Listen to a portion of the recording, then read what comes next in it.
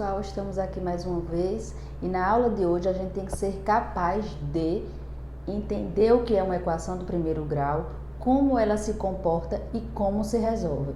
Então na aula de hoje a gente vai dar passo a passo de como resolver uma equação do primeiro grau, ok? Principalmente para aquelas pessoas que têm muita dificuldade, certo? Então a aula de hoje é equação do primeiro grau para iniciantes, ok? Para quem tem esse sonho, esse desejo de entender o que é uma equação, como ela se comporta e como se resolve, ok? Então vamos lá. Uma equação do primeiro grau, x mais b igual a zero. Bom, Paola, por que equação? Quando eu falo equação é porque eu tenho uma igualdade, ok? Falei em equação, eu sei que vai ter uma igualdade, ok? Paola, por que é do primeiro grau? Porque o seu expoente da variável, a nossa variável aqui é x, ok? O expoente dela, quem está em cima dela é o número 1. Quando vier o número 1, ela não vem ninguém, ela está te dizendo que aqui eu tenho uma equação do primeiro grau, porque o expoente de x é 1, ok? Paula, mas você está dizendo que a variável é x. E essas duas letrinhas, A e B a gente chama de constantes. Então, na sua questão, quando você estiver resolvendo uma questão de primeiro grau, A e B vão vir números. Esses números podem ser inteiros, fração, mas você vai se deparar com números, ok? Paula, sempre vai aparecer o x? Não, gente, não fica viciada nisso, certo? Tem muita gente que pega a questão e fica viciado sempre na variável x. Eu coloquei aqui, ó, uma questão com a variável x, que é o que a gente está acostumado a ver, mas pode aparecer questões com letras diferentes, com variável diferente. Então, pode aparecer um n na sua questão, ok? Isso não quer dizer que ela não é uma equação do primeiro grau, ela vai continuar sendo, só que agora com uma variável diferente, certo? A, ela tem que ser sempre, ó, diferente de zero. Por quê, Paula? Porque se A for zero, eu estou multiplicando zero por x. E como eu sempre falo para os meus alunos, zero vezes qualquer coisa do universo é zero. Então, se eu tenho zero vezes x, a x vai embora. Então, eu não vou ter mais uma equação do primeiro grau, ok? Então, o A não pode ser zero. X, a minha variável, certo? X é minha variável. Então, você vai se deparar com o quê? Com letras, números, e sempre aquela letrinha que estiver perto do número, coladinho com o número, aquela variável, certo? É que você vai isolar ela na questão, ok? Então, Paula, quando é que eu concluo a minha equação? Quando você encontrar o valor daquela variável que você está trabalhando em questão. E aí você finaliza a sua equação em primeiro grau, ok? Então, eu te respondi o que é uma equação, como ela é representada, e agora a gente vai resolver ela, ok? Vamos para a primeira questão. Na primeira questão eu tenho 10x menos 8 igual a 3x mais 6.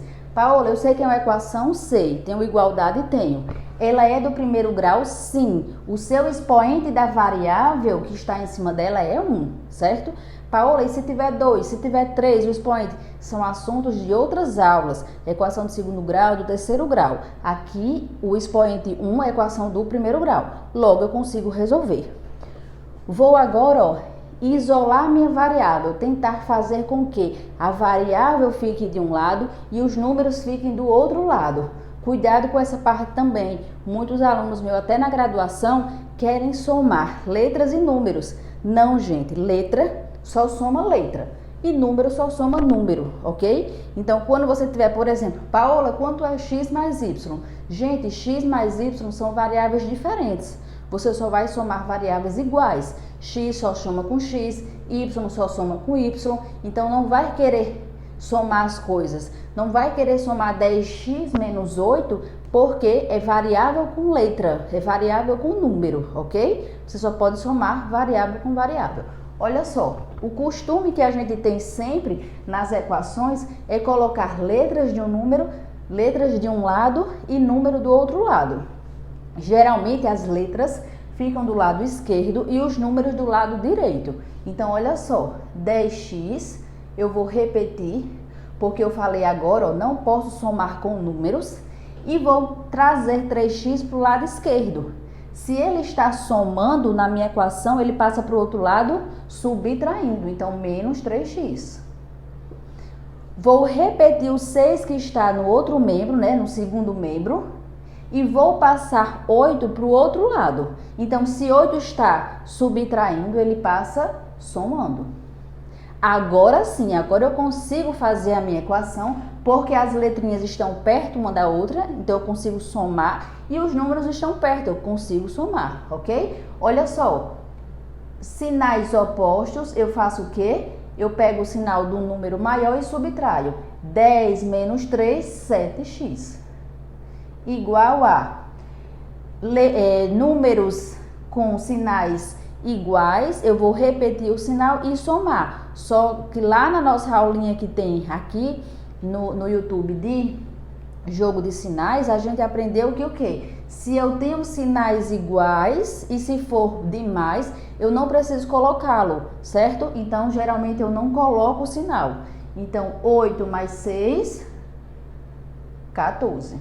Ok? Então, ó, agora eu quero o quê? Eu quero resolver x, eu quero saber quem é x. Então, eu vou tentar fazer com que ele apareça sozinho, ok? Então, quem está multiplicando ele, que é o 7, ele passa para o outro lado dividindo. Logo, x é igual a 14 dividido por 7, 2. E aqui eu tenho a minha equação resolvida. Por quê? Porque eu isolei x, eu sei agora quem é o valor de x. Paola, quando é que eu sei que eu fiz a questão certa?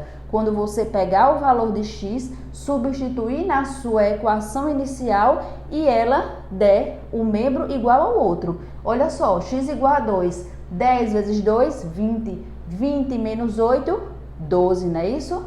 Agora, ó, 3 vezes 2, 6. 6 mais 6, 12. 12 é igual a 12? É, então a sua questão está correta. Isso a gente chama de prova real, ok? Vamos para uma outra situação.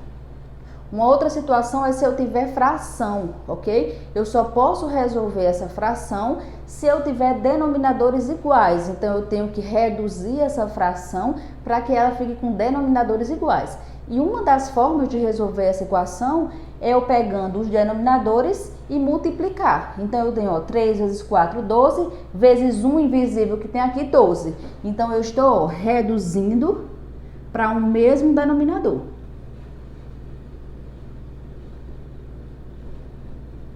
E agora, ó, 12 dividido por 3, 4. 4 vezes 1 que está aqui perto do n, quando o n está sozinho é porque na frente dele tem o número 1, então agora eu tenho 4n.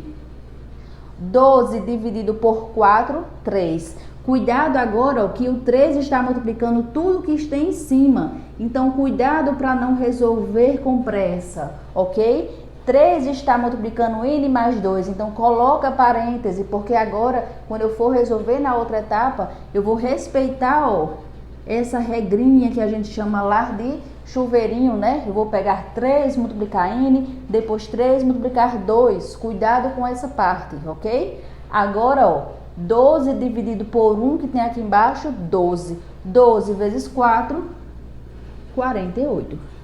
Logo, se os meus denominadores forem iguais, eu consigo agora, ó,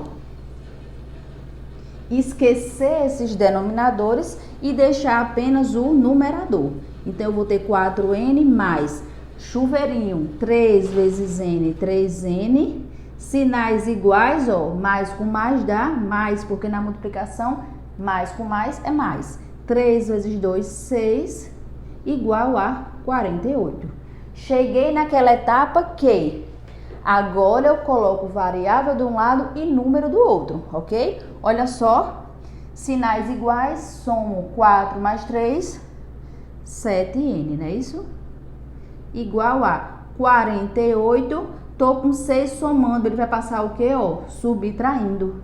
Logo, 7n é igual 48 menos 6, 42. Lembrando que eu quero encontrar o valor da variável, o valor de n, certo? Então, 7 que está multiplicando passa dividindo. Logo, n é igual a 6. Então, vocês têm obrigação de saber resolver com a aula de hoje uma equação do primeiro grau, ok? Então a gente fica por aqui. Se tiver dúvida, comenta aqui embaixo, certo? Pergunta, faz exercício, não fica só com essas duas questões. É muito importante na matemática a gente exercitar o máximo que a gente puder, certo? Então faça várias questões. Não esquece, ó, de deixar teu like, se inscrever no canal, aquelas pessoas que não se inscreveram ainda, deixar teu sininho ativado, porque sempre vai chegar vídeos novos e você vai ser notificado, ok? Então por hoje é só, a gente fica por aqui, até a próxima aula.